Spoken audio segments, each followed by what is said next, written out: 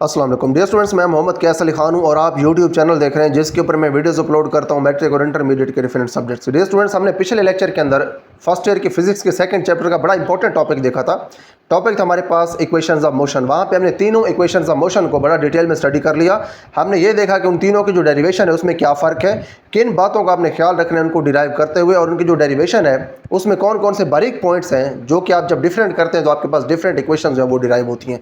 और वहाँ पे हमने 3 एग्जांपल्स भी देखी जहाँ पे हमने प्रैक्टिकली ये देखा कि हमने अपने सवालों के अंदर किस तरह से फैसला करना है कि हमने यहाँ पे कौन सी इक्वेशन इस्तेमाल करनी है। तो यहाँ पे हमारे पास आज का जो टॉपिक है इस लेक्चर का, वो टॉपिक है मोशन अंडर ग्रेविटी। यहाँ पे हमने ग्रेविटी के अंदर जो मोशन है उसको डिस्कस करना है। यहाँ पे भी हमने उन्हीं तीनों इक्वेशंस को यूज़ भी करना होगा, ठीक है। तो यहाँ पे इसको हम स्टार्ट करते हैं।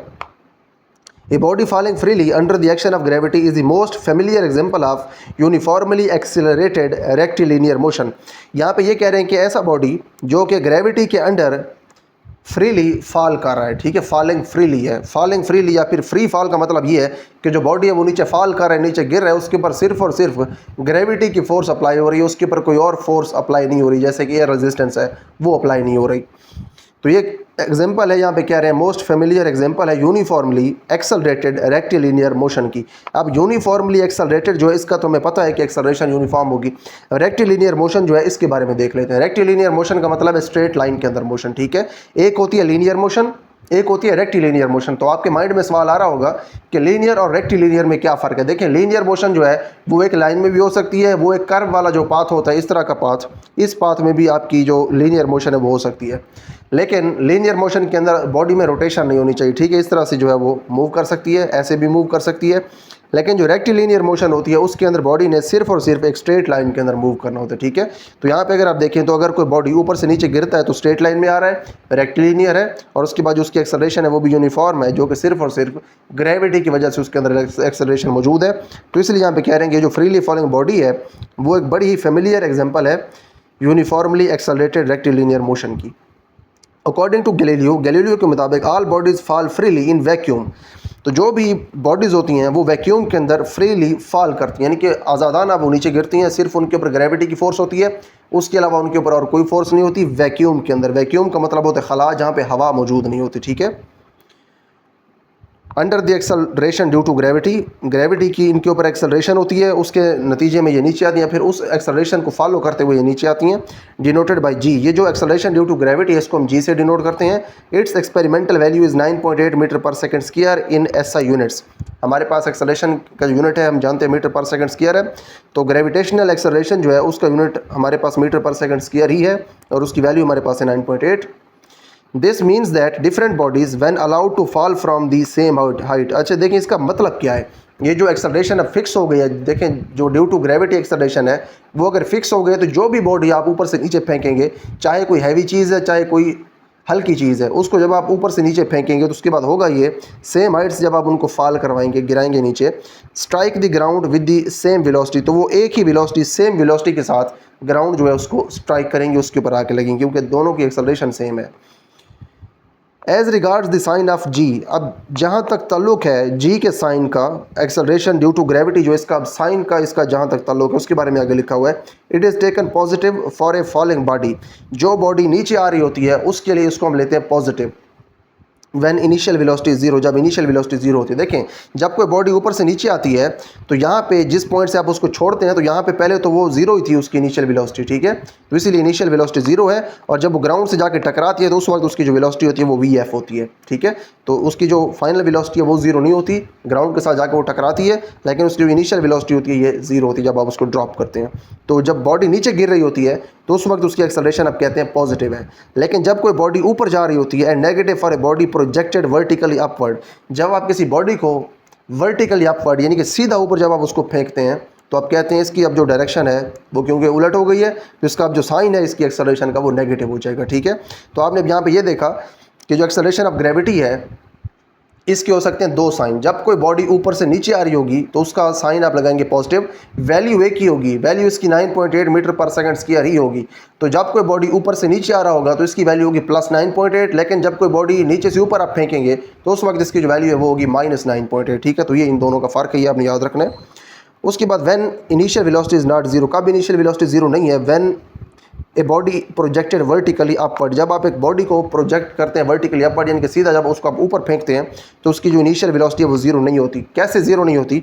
यहाँ से अगर आपने उसको ऊपर फेंकना है, उसकी अगर आप इनिशियल वेलोसिटी जीरो कर दें तो क्या वो ऊपर जा सकेगा? वो ऊपर जा ही नहीं सकेगा। तो उसको आपको एक ख़ास वेलोसिटी वी आई के ऊपर रिलीज़ करना पड़ेगा। जब ख़ास वेलोसिटी वी आई के ऊपर आप उसको रिलीज़ करेंगे तो उसके बाद जाके वो ऊपर जाके पहुंचेगा वी एफ वेलोसिटी। जब ऊपर एंड पॉइंट जो इसका होगा उसके ऊपर इसकी जो इनिशियल वेलोसिटी नीचे थी जो कि जीरो नहीं थी, फाइनल वेलोसिटी जब वो इसकी वहाँ पे जीरो हो जाएगी वी एफ। ठीक है, तो यहाँ पे हमने ये देखा कि जब कोई बॉडी ऊपर से नीचे गिरता है तो उसकी इनिशियल वेलोसिटी जीरो होती है, फाइनल जीरो नहीं होती जब वो ग्राउंड के साथ टकराता है, तो उस केस के अंदर जी पॉजिटिव होता है। लेकिन जब आप किसी बॉडी को नीचे से ऊपर फेंकते हैं तो नीचे से जब आप ऊपर फेंक रहे हैं उसको तो कोई वेलोसिटी दे रहे हैं, इसलिए वी आई जीरो नहीं है, वी एफ ऊपर जाके जीरो होगी। तो इस केस के अंदर उसकी जो एक्सेलरेशन होती है वो हमारे पास होती है नेगेटिव। ठीक है, नेक्स्ट हमारे पास है the equations of motion for a freely falling body on putting a is equal to g become. अब देखें, जब आप एक ही जगह जी पुट कर देते हैं, देखें जी भी तो हमारे पास एक्सेलरेशन है, जो हमारे पास इक्वेशंस ऑफ मोशन है उनके अंदर एक्सेलरेशन भी होती है, उनके अंदर पोजीशन एस जो है वो भी इस्तेमाल हो रही होती थी।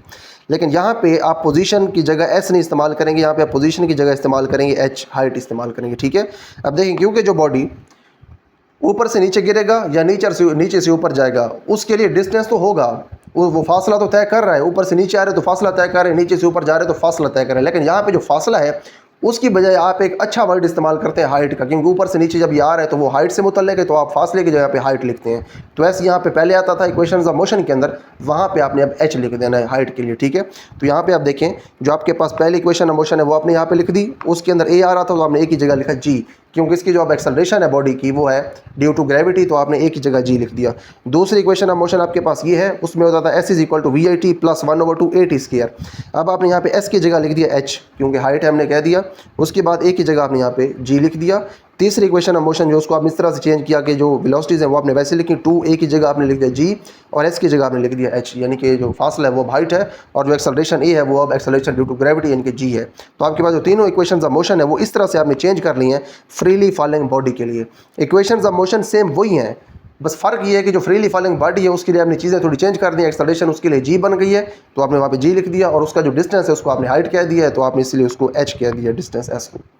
तो देखिए यहाँ पे हमने ये देखा कि हमारे पास जो फ्रीली फॉलिंग बॉडी है उसके लिए भी हम तीनों इक्वेशंस ऑफ मोशन लिख सकते हैं, और तीनों इक्वेशंस ऑफ मोशन जो हैं फ्रीली फॉलिंग बॉडी के लिए इस फॉर्म के अंदर मौजूद है। उसके बाद नेक्स्ट है हमारे पास हमारे एग्जांपल 2.5। अब देखते हैं एग्जांपल 2.5 के अंदर हमने किस तरह से इक्वेशंस ऑफ मोशन को इस्तेमाल करना है। तो स्टार्ट करते हैं इसको हम। An iron ball of mass, हमारे पास एक आयरन बॉल है और उसका जो मैस है वो है 1 kg, is dropped from A tower, इसको एक टावर से नीचे फेंका गया है। The ball reaches the ground in 3.34 second. Find, हमने पार्ट ए के अंदर velocity of the ball on striking ground find करनी है कि जब बॉल ग्राउंड के साथ आके लगेगी तो उसकी वेलोसिटी क्या होगी।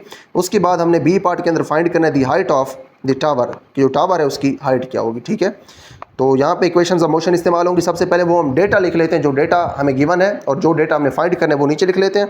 उसके बाद फिर हम अपनी जो इक्वेशंस ऑफ मोशन है वो इस्तेमाल करके दोनों पार्ट्स को सॉल्व कर लेंगे। Since the ball is falling under the gravity, under the action of gravity, we shall put a is equal to g in equations of motion. Equations of motion के अंदर हम ए को जी के बराबर पुट करेंगे, क्योंकि जो बॉडी है वो अंडर एक्शन ऑफ ग्रेविटी जो है वो नीचे आ रहा है। तो मैस ऑफ बॉल हमारे पास है 1 kg, ये हमने यूज़ नहीं करना, वैसे ही है ये। Time taken to reach ground, t जो है वो 3.34 सेकेंड है, हमें पता है। इनिशियल वेलोसिटी वी जो है वी आई वो जीरो है, क्योंकि ऊपर से देखें जब आप ऊपर से किसी चीज़ को फेंक रहे हैं, हमने ऊपर से ये देखा है ऊपर, बल्कि हमने यहाँ पे ये देख लिया है कि जब कोई body when initial velocity zero it is taken positive for falling body. ठीक है, फॉर ए फॉलिंग बॉडी, जब बॉडी ऊपर से नीचे गिर रही होती है तो उसके बाद साइन पॉजिटिव होता है, तो इसलिए इनिशियल वेलोसिटी होती है जीरो। देखिए इनिशियल वेलोसिटी जीरो होना बड़ा सिंपल सी बात है। अगर आप सोचें यहाँ पे अगर आपके पास कोई बॉडी ऊपर मौजूद है और यहाँ से अगर आपने उसको छोड़ना है और उसने नीचे आना है, तो स्टार्ट में उसकी इनिशियल वेलोसिटी जीरो हुई होगी, फिर जब नीचे आएगी तो तभी वो वेलोसिटी पकड़ेगी, और जब ग्राउंड के साथ आके वो चीज़ टकराएगी तो फिर उसकी कोई फाइनल वेलोसिटी होगी। ठीक है, तो ये बड़ी सिंपल सी बात है। उसके बाद नेक्स्ट हमें जो चीज़ गिवन है वो है इनिशियल वेलोसिटी जीरो है, फाइनल वेलोसिटी हमने फाइंड करनी है। एक्सेलरेशन हमारे पास मौजूद है जो कि 9.8 मीटर पर सेकंड स्क्वायर है। अब हम सॉल्व करते हैं अपनी इक्वेशन को। यहाँ पे हमारे पास है पार्ट ए, इसके अंदर हमने इस्तेमाल करनी है first equation of motion. First equation of motion देखें होती है ये, हमने पहले फाइंड करनी थी पार्ट ए के अंदर फाइनल वेलोसिटी। ठीक है, यही हमने फाइंड करना था ना पार्ट ए के अंदर। The velocity of the ball striking on the ground, जब बॉल ग्राउंड के साथ आके लगेगी तो उसकी वेलोसिटी क्या होगी, यानी कि फाइनल वेलोसिटी। और उसके बाद हाइट ऑफ द टावर हमने बताना है दूसरे पार्ट के अंदर, ये फिर दूसरा पार्ट करेंगे। तो देखें जब हमने फाइनल वेलोसिटी बतानी है तो फाइनल वेलोसिटी हमें मिलती है पहली इक्वेशन ऑफ मोशन से, ठीक है। हम जानते हैं कि पहली इक्वेशन ऑफ मोशन जो है उसके अंदर वी एफ भी है, वी आई भी है और उसके बाद जी और टी भी है, दोनों चीज़ें हैं। तो हमारे पास क्योंकि टाइम था, टाइम का रिलेशन वेलोसिटी के साथ हमें बताती है पहली इक्वेशन ऑफ मोशन। ये हमने इक्वेशंस ऑफ मोशन वाले लेक्चर में डिटेल में देख लिया था, क्योंकि हमारे पास वेलोसिटीज़ दोनों हैं, टाइम भी है। तो हमने वेलोसिटी यहाँ पे ये लिख दी वी एफ, ये फाइंड करनी। देखिए दोनों वेलोसिटीज़ हैं, मैं ये कह रहा हूँ, इसका मतलब ये है कि यहाँ पे कैलकुलेशन में दोनों वेलोसिटीज़ इन्वॉल्व हो रही हैं, एक मालूम है एक मालूम करनी है। वी एफ वी आई की वैल्यू पुट कर दें 0, जी की वैल्यू पुट कर दें और टी की वैल्यू पुट कर दें। अब ये सॉल्व जब आप करेंगे इनको तो वी एफ आपके पास आ जाएगा 3.2 × 7 मीटर पर सेकंड, ठीक है। ये आपके पास वेलोसिटी आ गई ग्राउंड से टकराने के बाद। अब आपने फाइंड करनी है height of the tower, part B के अंदर। पार्ट बी है हमारे पास using third equation of motion.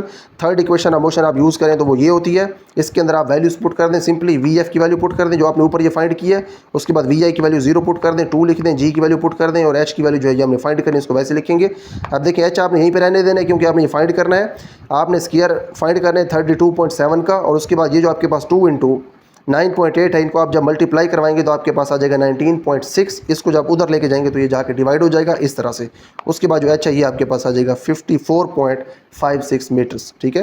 तो यहाँ पे देखिए आपने तीसरी इक्वेशन क्यों इस्तेमाल की है, क्योंकि हमने फाइंड करनी थी height of the tower. Height of the tower वो डिस्टेंस है जो कि ऑब्जेक्ट ने कवर किया है। जो डिस्टेंस होता है वो होता है हमारे पास सेकंड इक्वेशन ऑफ मोशन के अंदर और थर्ड इक्वेशन ऑफ मोशन के अंदर। जो सेकंड इक्वेशन ऑफ मोशन है वो अगर आप यहाँ पे ऊपर देखें तो सेकंड इक्वेशन ऑफ मोशन के अंदर आपके पास वी एफ मौजूद नहीं है, ठीक है। इसमें वी एफ मौजूद नहीं है, लेकिन आपके पास वी एफ भी है, वी आई भी है, जो कि आपने अपनी इक्वेशन ऑफ मोशन में इस्तेमाल करना है। तो वी एफ और वी आई दोनों इसमें इस्तेमाल होते हैं, तो इसलिए आपने ये इक्वेशन इस्तेमाल की है एच फाइंड करने के लिए कि जी भी पुट कर देंगे और जो हमारे पास एफ और वी एफ और वी आई हैं ये भी दोनों पुट कर देंगे तो हमारे पास जो हाइट ऑफ टावर है ये निकल आएगी। तो यहाँ पे देखिए हमारे पास हमारी ये एग्जाम्पल जो है ये कंप्लीट हो गई है। इसके साथ साथ हमारा ये जो टॉपिक है मोशन अंडर ग्रेविटी, ये टॉपिक भी कंप्लीट हो गया। काफ़ी इंपॉर्टेंट टॉपिक था। इसके अंदर हमने जो हमारा पिछला टॉपिक था इक्वेशंस ऑफ मोशन वाला, उसको हमने इस टॉपिक के साथ रिलेट किया है, दोनों को हमने रिलेट करके पढ़ा है, तो हमारा ये टॉपिक भी क्लियर हो गया है।